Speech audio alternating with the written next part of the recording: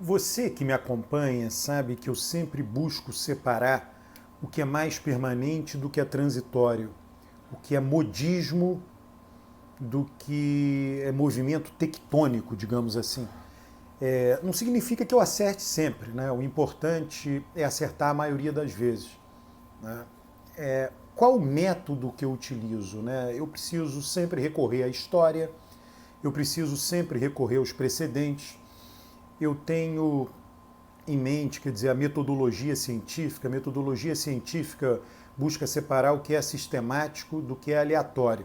Então nós estamos aí numa corrida presidencial e a gente vê, isso é uma breve introdução, só para dizer o seguinte, a gente vê muito noticiário, né, normal, vivemos no mundo, né, a mídia existe há séculos, né, enfim, e você tem que ter notícia, né, é importante que tenha notícia. Agora, o fato, as notícias, quer dizer, o mundo ele não segue as ondas das notícias, né? O mundo ele é mais permanente, ele é mais rígido do que são as notícias, tá?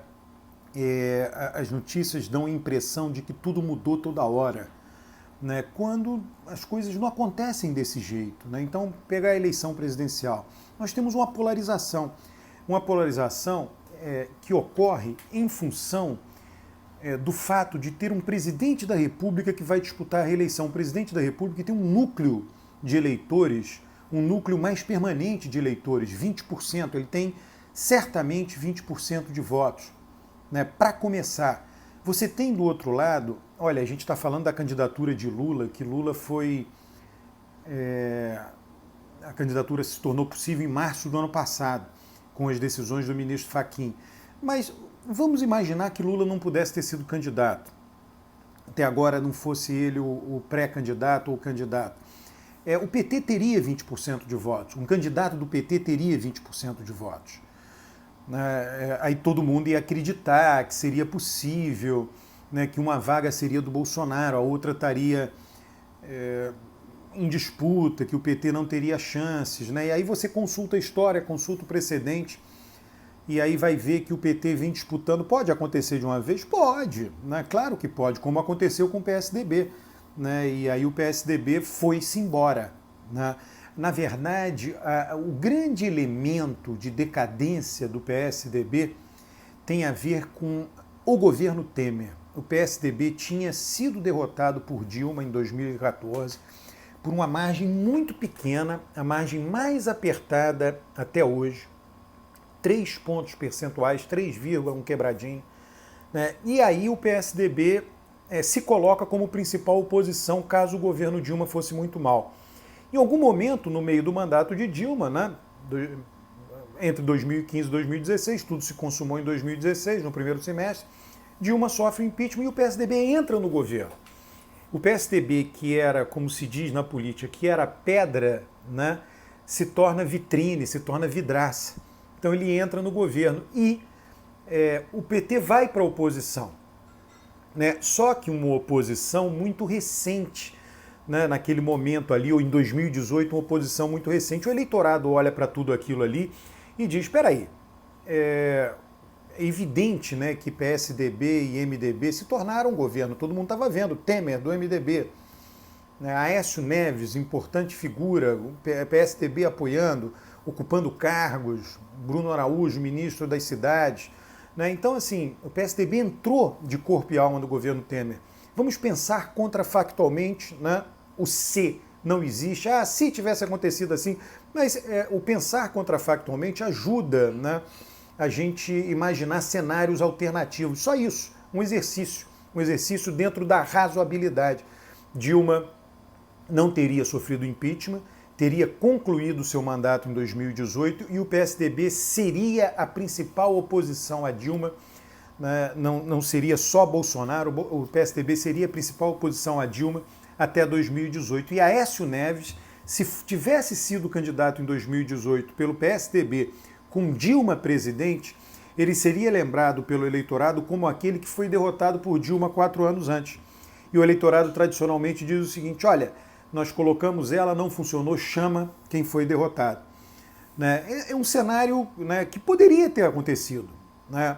Poderia o PSDB ter ficado fora, Dilma não ter sofrido impeachment, concluído o mandato, Aécio disputado e mesmo assim Bolsonaro ter vencido? Poderia também, né? Mas o fato é que o que efetivamente aconteceu foi um desgaste do PSDB no governo.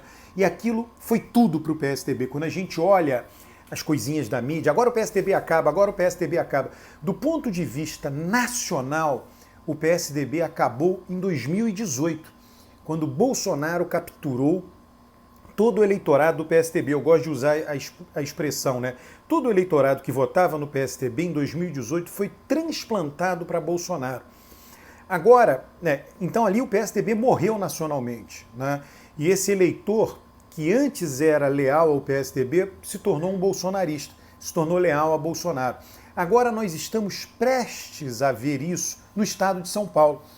A grande cidadela, o grande bastião do PSDB era o governo do estado de São Paulo. Então, elegiam uma grande bancada de deputados federais em São Paulo, senadores, etc.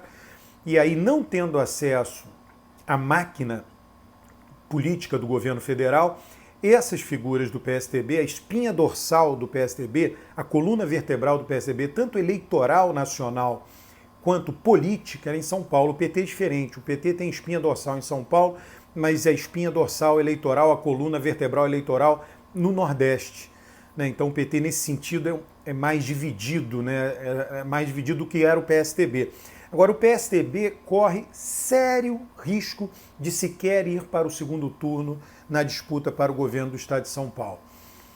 Então, tudo isso, a gente fica discutindo, Eduardo Leite, vão tirar o tapete de Dória, não vão, Dória vai ser candidato, Eduardo Leite vai ser candidato, o PSDB já ficou com a bancada pequena.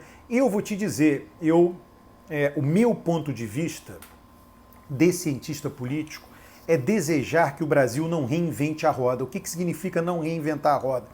Eu olho para os outros países e digo assim, como é que é estruturada a disputa nos outros países?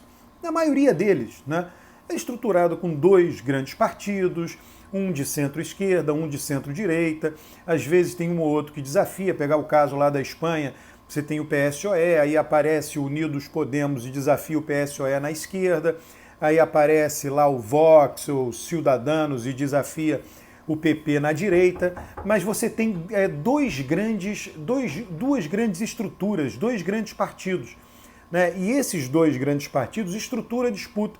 Então eu olho isso e digo, olha, esses países se desenvolveram, resolvem seus problemas, né? Nada é perfeito, né?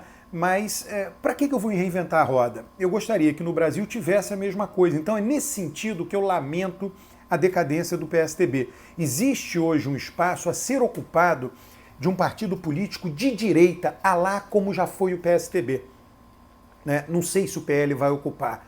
Bolsonaro não é um homem partidário, ele teve, né, desde o início desse seu mandato aí, a faca e o queijo na mão para reestruturar a direita em um partido político. Mas ele não dá bola para partido. Ainda não apareceu essa figura no Brasil. De Gaulle fez isso na França. Tá? De Gaulle estruturou a direita francesa em torno de um movimento dos republicanos, em torno de um partido que já mudou de nome várias vezes. Né? Então nós não temos esse estadista de direita no Brasil hoje. Esse espaço está lá. A gente sempre diz, olha, não existe espaço vazio na política. Depende do prazo, quer dizer, no curtíssimo prazo está aí um espaço vazio. Eu acho que algum dia será ocupado, sim. Mas está para ser. O PT já fez a parte dele, ocupou o espaço da esquerda. Por hora está mantido essa eleição de novo. O PT, inclusive, com Lula, é o favorito. E aí vai a mídia. Não, o PSDB acabou, Eduardo Leite, Dória, não sei o quê. Olha, o PSDB ele acabou em 2018. E a partir dali, tudo que ele vem sofrendo são derrotas sucessivas, né, que vão tornando o PSDB um partidinho realmente, um MDB. Né? Agora ele aderiu a Bolsonaro, né, na Câmara dos Deputados, então ele voltou a ser quem deu origem ao PSDB? O antigo PMDB. Agora, do pó vieste, ao pó voltará, né? Quer dizer, o PSDB voltou de onde ele veio, né? Quer dizer, ele saiu do MDB e ele voltou a ser uma espécie de MDB, um centrão, né? Aderiu ao governo Bolsonaro em troca de recursos e cargos. Então, essa é hoje a situação do PSDB. Não temos mais ele como referência, não teremos mais, muito provavelmente. Né? E está essa lacuna no Brasil, ela está dada aí, né? A ocupação do espaço direita por uma grande organização partidária. Um grande abraço, inscreva-se no canal, comente os vídeos, traga mais gente para esse canal.